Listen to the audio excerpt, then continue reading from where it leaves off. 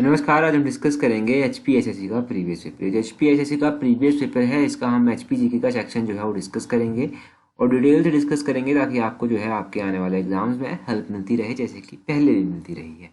Question number 43 से अभी हम स्टार्ट करेंगे। 43 नंबर क्वेश्चन में क्या पूछते हैं, बोलते हैं forest area account for about what percentage of total geographical area in Himachal Pradesh. तो हिमाचल प्रदेश में वन क्षेत्र कुल भौगोलिक क्षेत्र का कितना प्रतिशत है। बोलते हैं कि हिमाचल प्रदेश में जो वन क्षेत्र है, जो हिमाचल प्रदेश का टोटल जियोग्राफिकल एरिया है, उसका कितना परसेंट ये कवर करता है। उसका ये 68% कवर करता है। ऑप्शन ए जो है वो सही आंसर है। 68% कवर करता है। अगर हम जो प्रेजेंटली डाटा हमारे पास अवेलेबल है इकोनॉमिक सर्वे के अकॉर्डिंग, उसके अकॉर्डिंग एग्जैक्टली बात करें तो 68.16% जो है ये कवर करता है।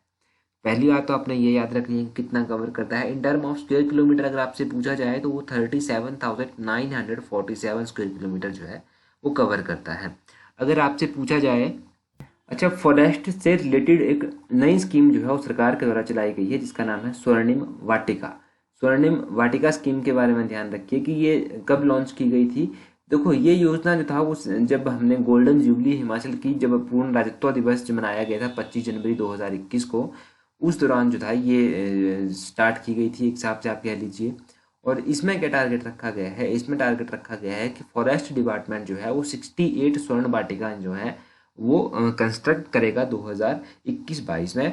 और एक और इसमें बात कही गई है कि इसका जो ऑब्जेक्टिव होगा स्वर्ण वाटिका योजना का, वो क्या होगा, वो होगा पेड़ों को प्रोटेक्ट करना, लोगों के बीच में इनके बारे में अवेयरनेस फैलाना और फॉरेस्ट कवर को जो है वो इंक्रीज करना। ये सब स्वर्ण वाटिका योजना के तहत आता है। एक और योजना है जिसका जिसका नाम है जल भंडारण स्कीम। जल भंडारण स्कीम जो है, इसके तहत डैम कंस्ट्रक्ट किए जाएंगे और 2021-22 में जो है वो 120 ऐसे प्लेसेस जो हैं वो डिसाइड किए जाएंगे जहां पर वाटर जो है वो स्टोर किया जा सके और 25 करोड़ रुपया जो है वो इसके ऊपर खर्च किया जाएगा। ये बहुत बेसिक नई स्कीमें चलाई गई हैं जो मैंने आपको बताई, इनको ध्यान रखिएगा। अगला 44 क्वेश्चन देखिए, बोलते हैं Himachal Pradesh has estimated hydro potential of. तो हिमाचल प्रदेश की अनुमानित जल क्षमता पूछी गई है। यहाँ पर क्या पूछा गया है कि एस्टिमेटेड हाइड्रो पोटेंशियल कितनी है हिमाचल प्रदेश की। वो है 27,436 मेगावाट। ऑप्शन डी सही आंसर है। देखिए यहाँ पे लिखा गया है 27,436 मेगावाट। ये ध्यान रखिए 27,436 मेगावाट। अब अगर आप हाइड्रो इलेक्ट्रिसिटी के बारे में बात करेंगे, सबसे इंपॉर्टेंट ये है जो मैंने अभी आपको बताया, एस्टिमेटेड हाइड्रो पोटेंशियल। दूसरे नंबर पर कुछ नई योजनाएं जो जुड़ी हुई हैं, उनकी कैपेसिटी और वो कहाँ कहाँ पर स्थित हैं उनके बारे में जानिए। सोरंग योजना, ये 100 मेगावाट की योजना है और ये किन्नौर में स्थित है। सावरा कुड्डू परियोजना, ये 111 मेगावाट की है और ये शिमला में स्थित है। एक है मणिहर योजना। मणिहर योजना जो है वो कुल्लू में स्थित है और 2 मेगावाट की है। मणिहर योजना जो है नई योजना है, तो इसको ध्यान रखिएगा।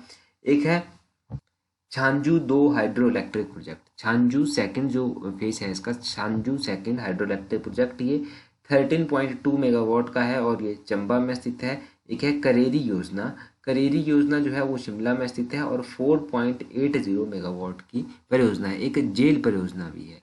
जेल परियोजना जो है ये 2.4 मेगावाट की है और कुल्लू में स्थित है। ये कुछ नई परियोजनाएं जुड़ी हुई हैं, इनको भी आप ध्यान रखिए। अगले क्वेश्चन में देखिए क्या पूछा गया है। मोस्ट इंपॉर्टेंट क्वेश्चन है, regional vocational training institute for women is located at which place in Himachal Pradesh. तो हिमाचल प्रदेश में किस स्थान पर महिलाओं के लिए क्षेत्रीय व्यावसायिक प्रशिक्षण केंद्र स्थित है। तो ये कहाँ पर स्थित है, ये स्थित है झुंडला में। झुंडला ऑप्शन ए जो है वो सही आंसर है। रीजनल वोकेशनल ट्रेनिंग इंस्टीट्यूट ये महिलाओं के लिए झुंडला, जो कि डिस्ट्रिक्ट शिमला में पड़ता है, वहाँ पर स्थित है। और ये इसके अलावा भी कुछ ऐसे इंस्टीट्यूट हैं, जैसे कि बंदला में क्या है, बंदला में हाइड्रो इंजीनियरिंग कॉलेज जो है वो स्थित है। हाइड्रो इंजीनियरिंग कॉलेज बंदला में है। एक एम्स हमारे पास है, एम्स बिलासपुर के कोठीपुरा में है। एक हमारे पास इंडियन इंस्टीट्यूट ऑफ मैनेजमेंट भी है जो सिरमौर में स्थित है। इंडियन इंस्टीट्यूट ऑफ टेक्नोलॉजी भी स्थित है जो मंडी में स्थित है। Indian institute of information technology भी है जिसको IIIT कहते हैं, वो ऊना में स्थित है। नेशनल इंस्टीट्यूट ऑफ टेक्नोलॉजी भी स्थित है। नेशनल इंस्टीट्यूट ऑफ टेक्नोलॉजी जो है वो कहाँ पर स्थित है, हमीरपुर में स्थित है। National institute of fashion technology भी है, एक निफ्ट जिसको कहते हैं, वो कांगड़ा में स्थित है। तो ये अलग अलग इंस्टीट्यूट हैं जो हिमाचल प्रदेश में अवेलेबल है या फिर हिमाचल प्रदेश में स्थित है। उनके बारे में भी थोड़ी थोड़ी जानकारी जरूर रखिएगा। अगला क्वेश्चन देखिए 46 क्वेश्चन, बोलते हैं टोटल पंचायत इन हिमाचल प्रदेश। तो हिमाचल प्रदेश में टोटल पंचायतें कितनी है। क्वेश्चन थोड़ा सा पुराना है, तो पुराना डाटा जो है वो पंचायतों का दिया गया है, परंतु अभी जो है वो कुछ नई पंचायतें जो हैं वो ऐड की गई हैं। उन पंचायतों की संख्या आपको पता होनी चाहिए। पहले तो 3226 पंचायतें थी, परंतु अब 3226 पंचायतें नहीं रही हैं, अब थोड़ी सी इंक्रीज हो गई हैं। कितनी इंक्रीज हुई हैं, अब जो है हिमाचल प्रदेश में 3615 टोटल पंचायतें हो गई हैं। कितनी, 3615। ये ध्यान रखिएगा, ये टोटल नंबर ऑफ पंचायतें प्रेजेंट टाइम में हिमाचल प्रदेश में है। हिमाचल प्रदेश में कितने जिला परिषद हैं। हिमाचल प्रदेश में 12 जिला परिषद जो हैं वो पढ़ते हैं। हिमाचल प्रदेश में विधानसभाएं कितनी हैं, 68 विधानसभाएं हैं। राज्यसभाएं कितनी हैं, 3 राज्यसभा की सीटें हैं और लोकसभा की 4 सीटें हैं। अगर पार्लियामेंट की टोटल सीटें देखी जाएँ तो 7 सीटें हो गई फिर हमारे पास। तो ये सारा छोटा छोटा डाटा भी इंपॉर्टेंट होता है एग्जाम के लिए। अगला क्वेश्चन देखिए, बोलते हैं Garhasru lake is located in which district of Himachal Pradesh. Garhasru झील हिमाचल प्रदेश के किस जिले में स्थित है। ये जो गढ़ासरू झील है ये चंबा जिले में पड़ती है। ऑप्शन सी सही आंसर है, चंबा। अब चंबा में तो पड़ती है गढ़ासरू झील। चंबा में और भी इंपॉर्टेंट लेक्स जो हैं वो स्थित हैं। कौन कौन सी झीलें हैं चंबा में। चंबा में एक तो गढ़ासरू झील पड़ती है, चंबा में चमेरा झील पड़ती है, चंबा में मणिमहेश झील पड़ती है, चंबा में जो है खजियार झील पड़ती है, चंबा में महाकाली झील पड़ती है। महाकाली झील जो है चंबा में पड़ती है। ये सारी झीलें आपको चंबा की याद रखनी है। चंबा के अलावा जो है यहाँ पर किन्नौर दिया गया है, तो किन्नौर में एक तो मोस्ट इंपॉर्टेंट झील जो पड़ती है वो नाको झील है। नाको झील के अलावा सोरंग झील भी जो है वो किन्नौर में पड़ती है। यहाँ पर लाहौल स्पीति दिया गया है। लाहौल स्पीति में एक तो चंद्रा झील पड़ती है, चंद्रताल झील पड़ती है, दूसरी सूरजताल झील पड़ती है और एक विनामसू झील चंबा में पड़ती है। और भी छोटी छोटी बहुत सारी लेक्स होंगी। अगला कुल्लू है। कुल्लू में एक तो मैंने आपसे पूछा था एक दिन एग्जाम को एक वीडियो में कि दशहर झील जो है वो कहाँ पर पड़ती है।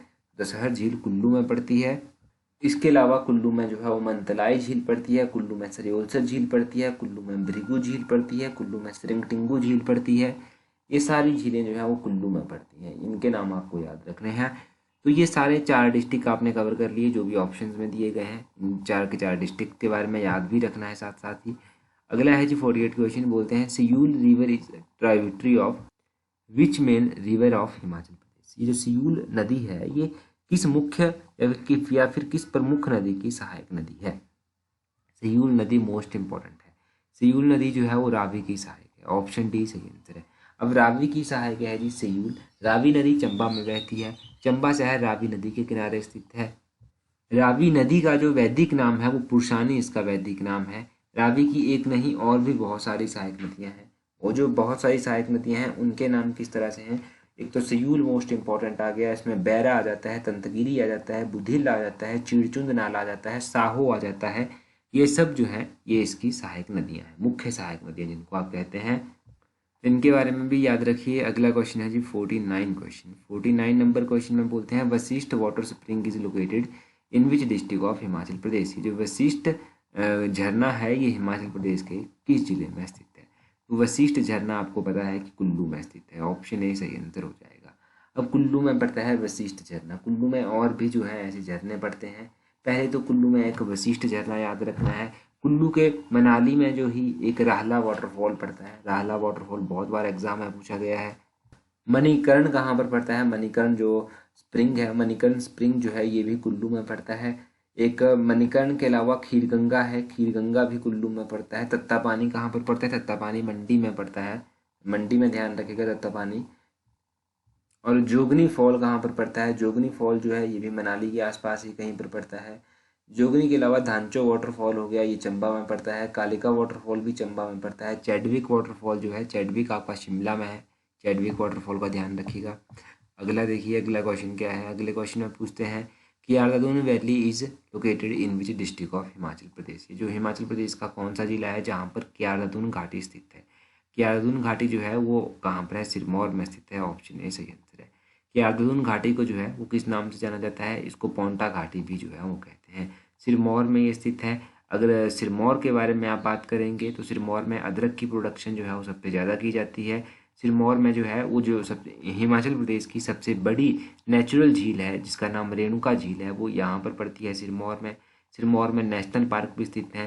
एक तो सिंबलवाड़ा नेशनल पार्क का आपने ध्यान रखना है। दूसरा यहाँ से आप याद रखिए कि किंकरी देवी जो कि एक एनवायरमेंटलिस्ट थी, वो सिरमौर जिले से संबंध रखती है। सिरमौर में जो है वो कुछ वाइल्ड लाइफ सेंचुरीज भी स्थित हैं, जिनमें most important Renuka ji wild life sanctuary आ जाती है, चूड़धार वाइल्ड लाइफ सेंचुरी आ जाती है।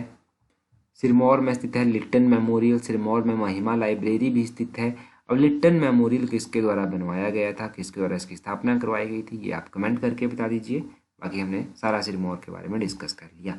अब वैलीज की बात कर लेते हैं। कियादुन घाटी का आपको पता चल गया। पोंटा घाटी, पोंटा घाटी कहाँ पर है, कियादुन घाटी को ही कहते हैं। एक है कि आपका किन्नौर में सांगला वैली है, सांगला वैली को जो है बसपा घाटी के नाम से भी जो है वो जाना जाता है। चंबा वैली को valley of honey and milk भी कहा जाता है। दून वैली कहाँ पर पड़ती है, ये सोलन में पड़ती है, दून वैली। और कुनिहार घाटी कहाँ पर पड़ती है, ये भी सोलन में पड़ती है। बलहा घाटी जो है, बलहा घाटी मंडी में पड़ती है, मंडी की सबसे फर्टाइल वैली भी इसको कहते हैं। सवांग घाटी भी है, सवांग घाटी ऊना में पड़ती है। तो ये सारी वैलीज भी आप रिवाइज करते रहिए साथ साथ में, जो जो एग्जाम में पूछी गई हैं। आगे पूछते हैं the old name of Baijnath was, तो बैजनाथ का पुराना नाम क्या था। बैजनाथ का पुराना नाम आप सभी को पता है कि किरग्राम के नाम से इसको जाना जाता था। किरग्राम इसका ऑप्शन ए सही आंसर हो जाएगा। किरग्राम जो है वो बैजनाथ को कहते हैं। अगर बात करें हिंडूर, तो हिंडूर नालागढ़ को कहते हैं। कहलूर की बात करें तो ये बिलासपुर को कहते हैं। बनेड़ की बात करें तो ये सुंदरनगर को कहते हैं। और बाकी ये सारे नाम पता चल गए आपको। कई बार भरमौर का ही पूछ लिया जाता है। भरमौर का ब्रह्मपुर जो है वो पुराना नाम कहा जाता है भरमौर का। और कुल्लू का कुल्लूता, आपको पता है कुल्लूता जो है इसका पुराना नाम है। सराहन का जो है वो सोनितपुर पुराना नाम माना जाता है, सोनितपुर इसका पुराना नाम है। तो ये आप छोटे छोटे क्वेश्चन यहाँ से याद रखिए। सुंदरनगर की स्थापना किसने की थी, सुंदरनगर या फिर बनेड़, इसकी स्थापना जो था वो गरुड़ सेन के द्वारा की गई थी, ये ध्यान रखिएगा। गरुड़ सेन ने सुंदरनगर की स्थापना की थी। और आपका कहलूर जो है, कहलूर रियासत की स्थापना किसने की थी, कहलूर रियासत की स्थापना राजा वीरचंद के द्वारा की गई थी। और बिलासपुर शहर की स्थापना राजा दीपचंद के द्वारा की गई थी। तो कहलूर और बिलासपुर दोनों का ध्यान होना चाहिए आपको कि इनकी स्थापना जो था वो किसके द्वारा की गई थी। अगले क्वेश्चन में पूछा गया है Kumarsain princely state was founded by, तो कुमारसेन प्रिंसली स्टेट की स्थापना किसने की थी। कुमारसेन रियासत की स्थापना राजा किरत चंद के द्वारा की गई थी। किरात चंद, ऑप्शन सी जो है वो सही आंसर है। अब राजा किरात चंद ने की थी ये जो आपकी कुमारसेन रियासत है इसकी स्थापना। अब अगर आपसे कुछ और भी कुमारसेन के बारे में किसी ने पूछना है तो क्वेश्चन लेटेस्ट रूप में ये पूछा जा सकता है। 15 अप्रैल 1948 को जो था वो कुमारसेन रियासत जो था वो किसके साथ मिली थी, तो ये महासू डिस्ट्रिक्ट में जो था वो आकर मिल गई थी। महासू का पार्ट जो था ये बना था कुमारसेन, ये ध्यान रखना है। और कुमारसेन के अंतिम शासक कौन थे, तो राणा विद्याधर जो था वो इसके अंतिम शासक थे। ये पूछा गया था अभी एक एग्जाम में कि किस कुमारसेन के अंतिम शासक कौन थे, तो राणा विद्याधर, ध्यान रखिएगा। कुमारसेन की स्थापना किसने की थी, ये भी बहुत बार एग्जाम में पूछा गया है। 54 क्वेश्चन देखिए, बोलते हैं the oldest school of painting in Himachal Pradesh is, तो हिमाचल प्रदेश में जो ओल्डेस्ट स्कूल ऑफ पेंटिंग है वो कौन सी है, वो है बसौली पेंटिंग। ऑप्शन ए जो है वो सही आंसर है। Basohli painting is the oldest school of painting in Himachal Pradesh. और ये जो बसौली पेंटिंग है इसका जन्म जो है या फिर ये किसके कार्यकाल के दौरान फली फूली थी, तो राजा कृपाल के कार्यकाल के दौरान जो था ये फली फूली थी। और पेंटिंग से रिलेटेड अलग अलग क्वेश्चन जो है अभी तक एग्जाम में पूछे गए हैं, जैसे कि कांगड़ा स्कूल ऑफ पेंटिंग जो है इसका मुख्य विषय क्या है, तो ये राधा कृष्ण पेंटिंग के ऊपर डेडिकेटेड मानी जाती है मुख्य रूप से। और भी अगर कोई क्वेश्चन पूछा गया हो तो पूछने वाले ने क्वेश्चन जो है वो पेंटर्स के ऊपर में पूछ लिया है। पेंटर्स के ऊपर में एक क्वेश्चन जो बहुत बार पूछा गया है एग्जाम में, वो पूछा गया है कि मानकू जो है वो किस के कार्यकाल के दौरान पेंटर थे, तो राजा संसार चंद के कार्यकाल के दौरान ये पेंटर थे। मंगू किसके कार्यकाल के दौरान थे, मंगू जो था वो चंबा रियासत के पेंटर हुआ करते थे, ये ध्यान रखिएगा। और मानकू का तो आपको पता चल गया, ये ध्यान रखिएगा। ये दो मोस्ट इंपॉर्टेंट पेंटर हैं जो बहुत बार एग्जाम में पूछे गए हैं। बाकी एक क्वेश्चन का आंसर आप कमेंट करके बता दीजिए कि चंबा पेंटिंग जो था वो किसके कार्यकाल के दौरान जो था वो फली फूली थी। बहुत आसान क्वेश्चन है ये, तो आप कमेंट करके बता दीजिए। एक रीजनिंग का क्वेश्चन भी है, तो अगर आप चाहें तो इसको सॉल्व कर सकते हैं और कमेंट करके इसका आंसर बता सकते हैं। बहुत आसान क्वेश्चन होते हैं और इस तरह के क्वेश्चन जो है वो अक्सर जो है वो पूछे जाते हैं। बाकी टेलीग्राम तो है ही, टेलीग्राम पर आप ज्वाइन कर लीजिए। टेलीग्राम पर ज्वाइन करने के लिए अपने टेलीग्राम से @allexam31 इस तरह से सर्च करना, आपको हमारा टेलीग्राम चैनल मिल जाएगा। टेलीग्राम पर पहले ही हमारे साथ 16,000 से ज़्यादा लोग जुड़ चुके हैं, आप भी जुड़ जाइए। ताकि आपको भी जो है वो आने वाले हर एक एग्ज़ाम में हेल्प मिलती रहे। जो भी इंपॉर्टेंट नोटिफिकेशंस आपके एग्ज़ाम पॉइंट ऑफ व्यू से ज़रूरी होती हैं वो सभी वहाँ पर अपलोड कर दी जाती हैं, ताकि आपको हर एक जानकारी मिलती रहे टाइम टू टाइम। तो आज की वीडियो में इतना ही काफ़ी है। So that's all for today. Thank you very much for watching and listening it very patiently.